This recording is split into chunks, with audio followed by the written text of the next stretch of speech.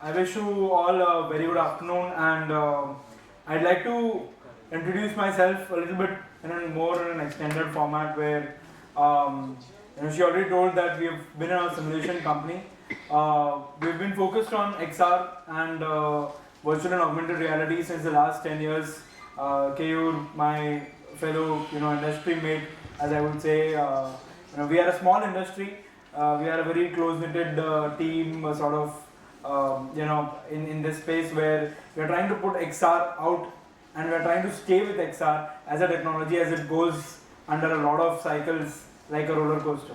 And I'm sure Keyur would agree with me that XR, this journey has not been easy, where every day people come up with ideas that is metaverse dead, is virtual reality dead, is it going to be used ever? Because this has been existing since the almost the First World War, where people have been seeing stereo images through a pair of glasses, and that is where the British saw it the first time. Talking about World War, I would like to highlight a lot of use cases, a lot of intelligence on the area of using immersive technologies as simulation techniques for defense purposes. I'm sure a lot of people over here have seen simulators. Anybody over here who has seen a full flight simulator or flown a full flight simulator?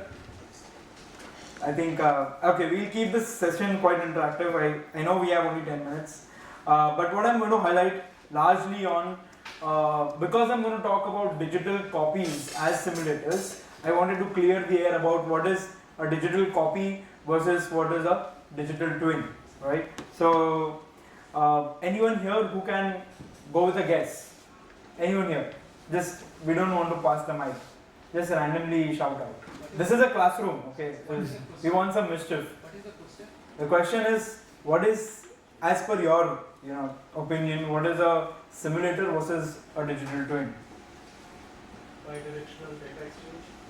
Yeah, bidirectional data exchange. I think simulators have one directional data exchange, whereas digital twins have two directional data exchange. There is human as well as the engineering component of it in digital twin, and the digital twin performance we can assess and we can predict in human beings. Okay, so you're saying in digital twins we have more human involvement compared to simulators? It can be incorporated. Incorporated, okay.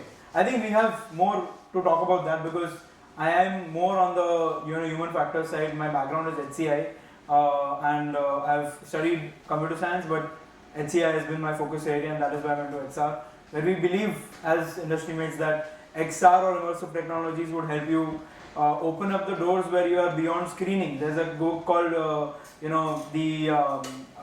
I would say the 12 technological forces that would shape the future of mankind by Kevin Kelly, and one of the chapters is the screening, where we are talking about how we can go beyond the screens into the immersive space. So okay, that's a good starting point. I would put it this way, where we tend to think about it. One very good point that he said, that there is a two-way communication, of course, that goes in over here, but that I would say is under the real-time sync option. But the data-driven behavior in the digital copies is only predefined, that whatever data you have fed into the simulator is going to stay there, and it's not going to evolve eventually, because it's a isolated way of reviewing a system or an equipment. Whereas in a digital twin there is updates, feedbacks. You use that digital twin to test, to simulate, to probably test edge cases, or to test your I would say worst condition environments, those kind of parameters. And what happens now is that we have AI and ML also introduced, so we have AI coming in to make the digital twins even smarter.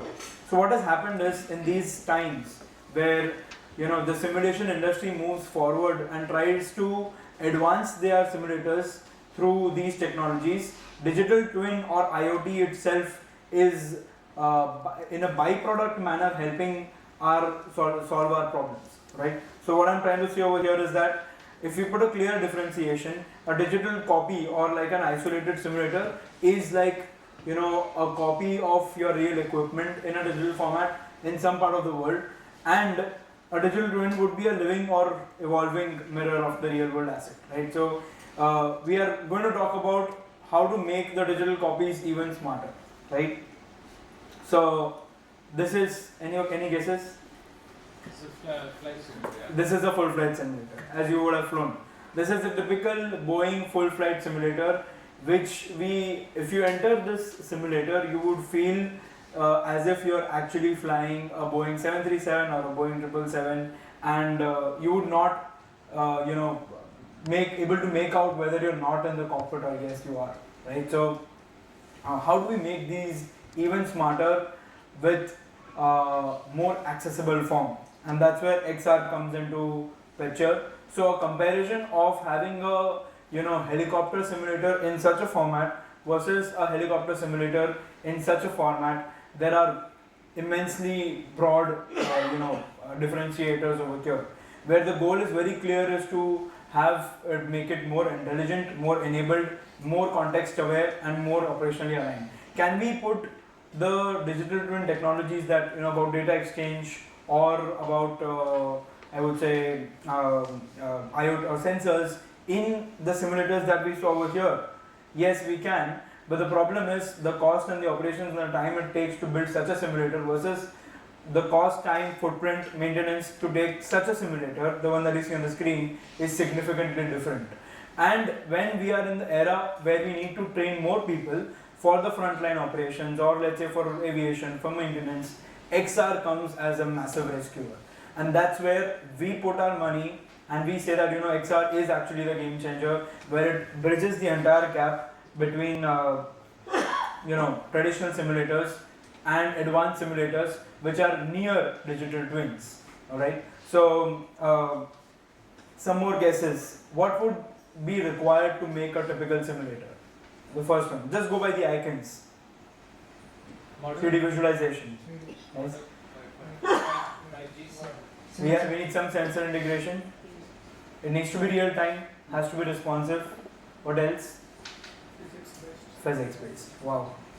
That's professor on the job.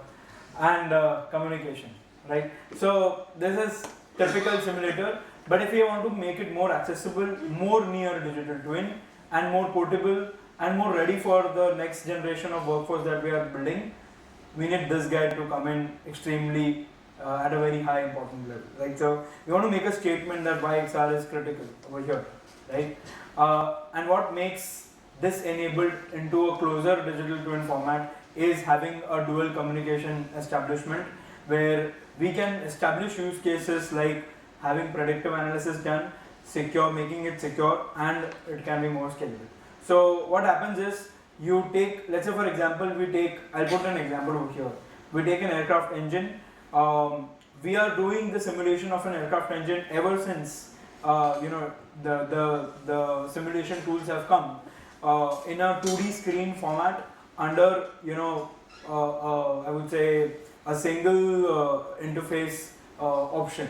Now if we look at 3D interfaces like XR, it actually opens up so many options where you can just think about it, you can superimpose your actual digital twin on top of your physical twin and see how the reaction is, where your operational design actually comes to life and you can operate with it. So the human element that you talk about becomes more and more relevant and becomes more and more possible when you introduce XR into it.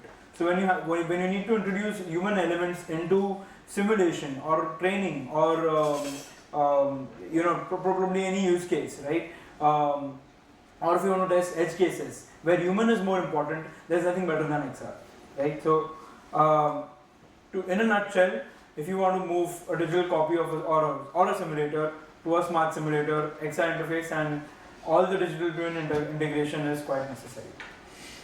Now, why the human element is necessary? This is one of the pictures where we are using VR for combat training, tactical engagement. Now, these kind of use cases where human engagement is more